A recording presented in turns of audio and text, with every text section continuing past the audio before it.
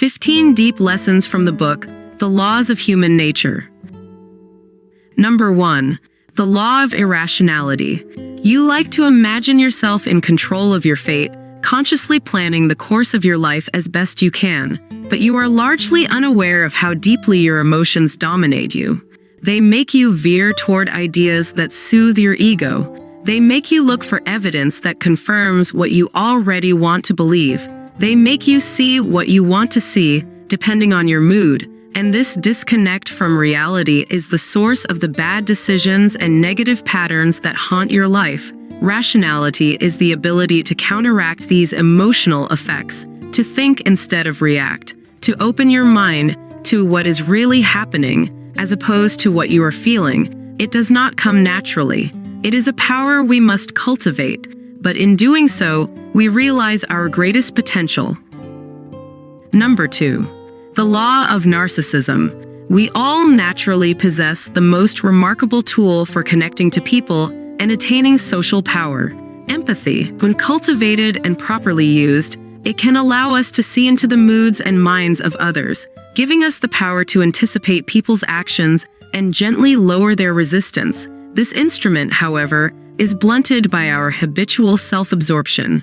We are all narcissists, some deeper on the spectrum than others. Our mission in life is to come to terms with this self-love and learn how to turn our sensitivity outward, toward others, instead of inward. We must recognize at the same time the toxic narcissists among us before getting enmeshed in their dramas and poisoned by their envy. Number 3. The Law of Role-Playing. People tend to wear the mask that shows them off in the best possible light. Humble, confident, diligent. They say the right things, smile, and seem interested in our ideas. They learn to conceal their insecurities and envy.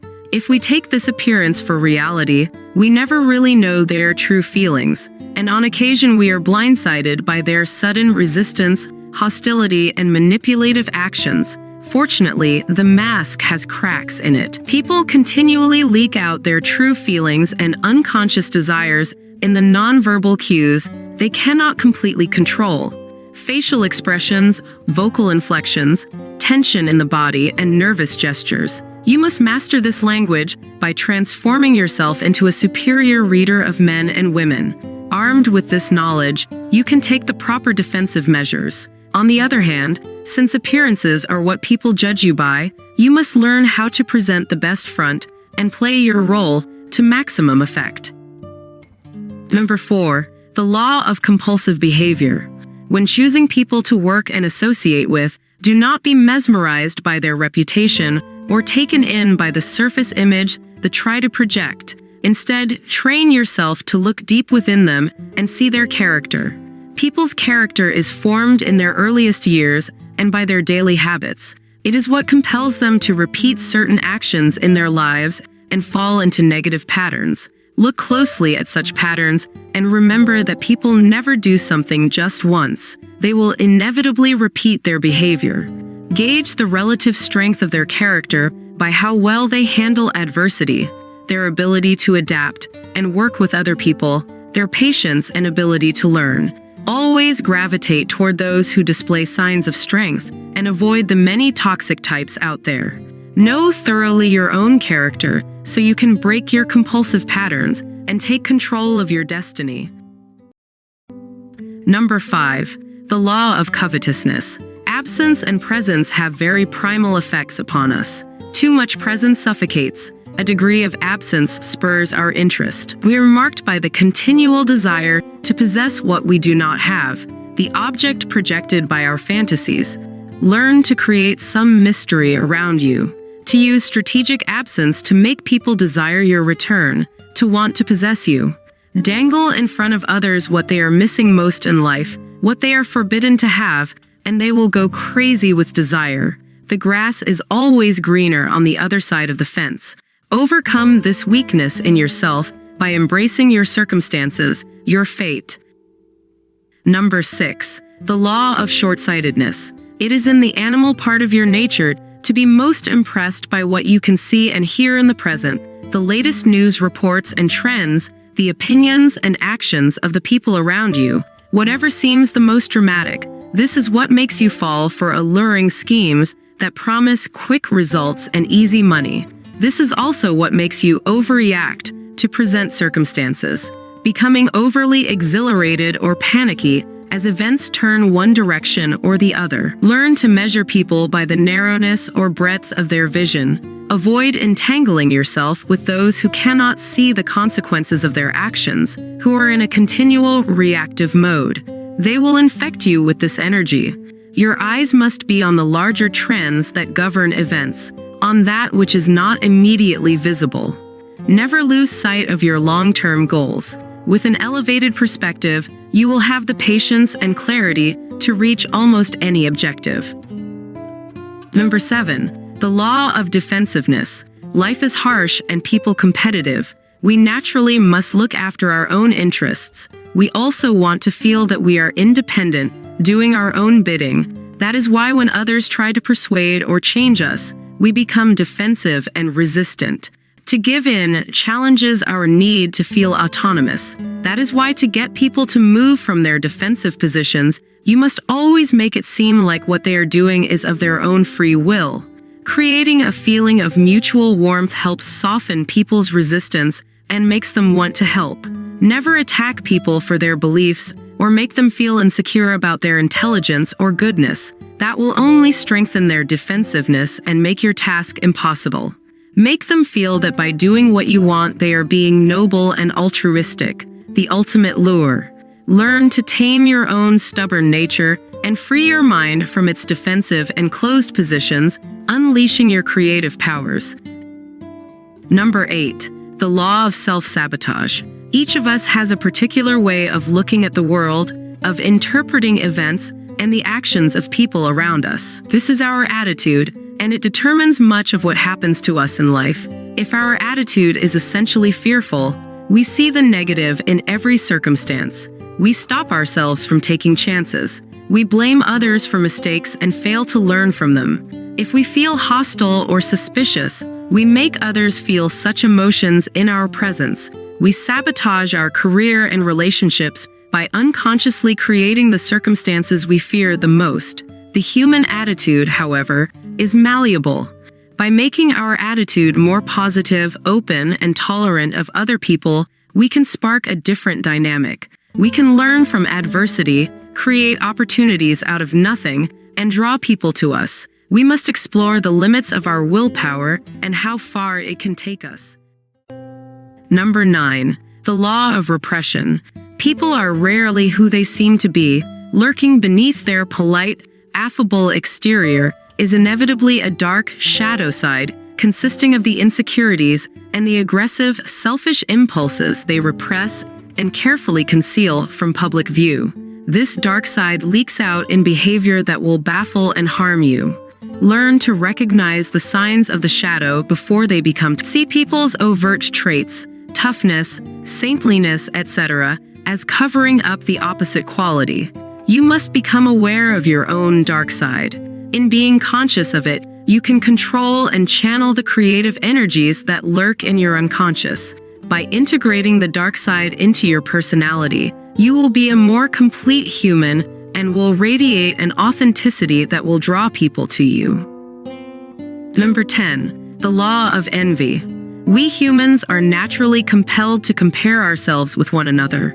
We are continually measuring people's status, the levels of respect and attention they receive, and noticing any differences between what we have and what they have. For some of us, this need to compare serves as a spur to excel through our work. For others, it can turn into deep envy, feelings of inferiority and frustration that lead to covert attacks and sabotage. Nobody admits to acting out of envy. You must recognize the early warning signs, praise and bids for friendship that seem effusive and out of proportion, subtle digs at you under the guise of good-natured humor, apparent uneasiness with your success. It is most likely to crop up among friends or your peers in the same profession. Learn to deflect envy by drawing attention away from yourself. Develop your sense of self-worth from internal standards and not incessant comparisons. Number 11. The Law of Grandiosity. We humans have a deep need to think highly of ourselves. If that opinion of our goodness, greatness, and brilliance diverges enough from reality, we become grandiose. We imagine our superiority. Often, a small measure of success will elevate our natural grandiosity to even more dangerous levels. Our high self-opinion has now been confirmed by events. We forget the role that luck may have played in the success or the contributions of others. We imagine we have the golden touch. Losing contact with reality, we make irrational decisions. That is why our success often does not last. Look for the signs of elevated grandiosity in yourself and in others, overbearing certainty in the positive outcome of your plans, excessive touchiness if criticized, a disdain for any form of authority. Counteract the pull of grandiosity by maintaining a realistic assessment of yourself and your limits. Tie any feelings of greatness to your work, your achievements, and your contributions to society. Number 12. The Law of Gender Rigidity. All of us have masculine and feminine qualities. Some of this is genetic, and some of it comes from the profound influence of the parent of the opposite sex. But in the need to present a consistent identity in society, we tend to repress these qualities, over-identifying with the masculine or feminine role expected of us. And we pay a price for this. We lose valuable dimensions to our character. Our thinking and ways of acting become rigid. Our relationships with members of the opposite sex suffer as we project onto them our own fantasies and hostilities. You must become aware of these lost masculine or feminine traits and slowly reconnect to them, unleashing creative powers in the process. You will become more fluid in your thinking. In bringing out the masculine or feminine undertone to your character, you will fascinate people by being authentically yourself. Do not play the expected gender role, but rather create the one that suits you. Number 13. The Law of Aimlessness. Unlike animals, with their instincts to guide them past dangers, we humans have to rely upon our conscious decisions. We do the best we can when it comes to our career path and handling the inevitable setbacks in life. But in the back of our minds, we can sense an overall lack of direction, as we are pulled this way and that way by our moods and by the opinions of others. How did we end up in this job, in this place? Such drifting can lead to dead ends. The way to avoid such a fate is to develop a sense of purpose, discovering our calling in life and using such knowledge to guide us in our decisions. We come to know ourselves more deeply, our tastes and inclinations. We trust ourselves, knowing which battles and detours to avoid. Even our moments of doubt, even our failures have a purpose, to toughen us up. With such energy and direction, our actions have unstoppable force. Number 14. The Law of Conformity.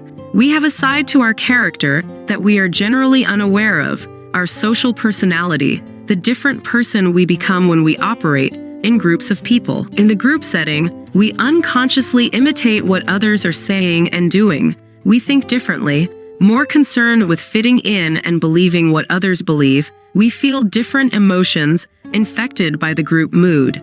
We are more prone to taking risks, to acting irrationally, because everyone else is. This social personality can come to dominate who we are. Listening so much to others and conforming our behavior to them, we slowly lose a sense of our uniqueness and the ability to think for ourselves. The only solution is to develop self-awareness and a superior understanding of the changes that occur in us in groups. With such intelligence, we can become superior social actors, able to outwardly fit in and cooperate with others on a high level, while retaining our independence and rationality. Number 15. The Law of Fickleness. Although styles of leadership change with the times, one constant remains. People are always ambivalent about those in power. They want to be led, but also to feel free. They want to be protected and enjoy prosperity without making sacrifices. They both worship the king and want to kill him. When you are the leader of a group, people are continually prepared to turn on you the moment you seem weak or experience a setback. Do not succumb to the prejudices of the times, imagining that what you need to do to gain their loyalty is to seem to be their equal or their friend. People will doubt your strength, become suspicious of your motives, and respond with hidden contempt.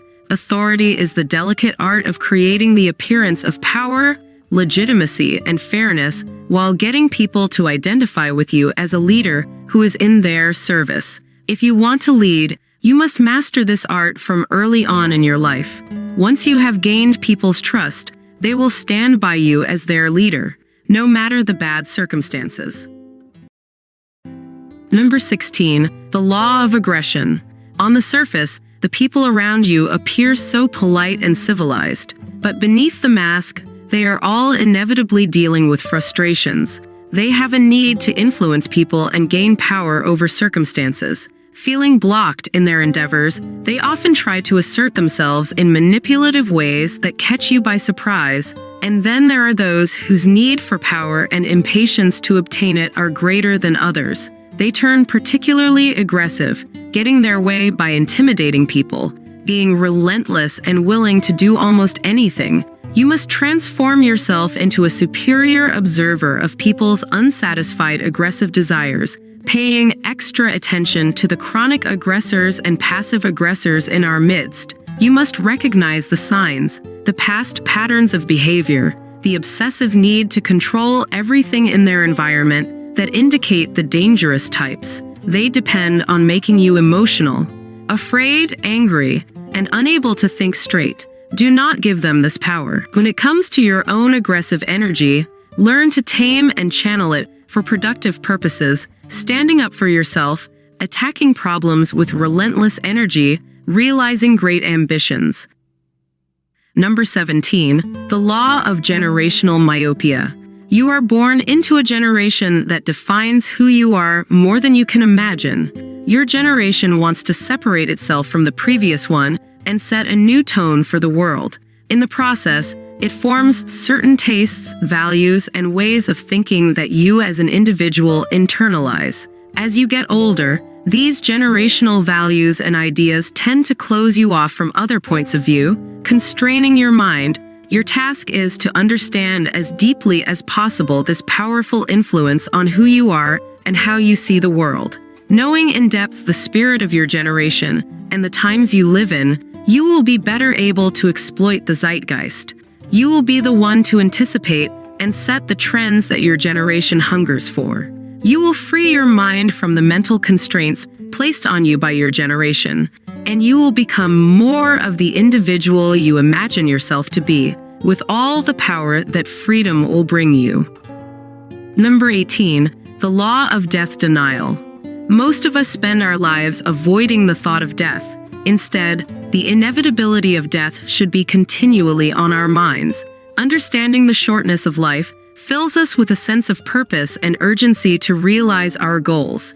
Training ourselves to confront and accept this reality makes it easier to manage the inevitable setbacks, separations, and crises in life. It gives us a sense of proportion, of what really matters in this brief existence of ours. Most people continually look for ways to separate themselves from others and feel superior.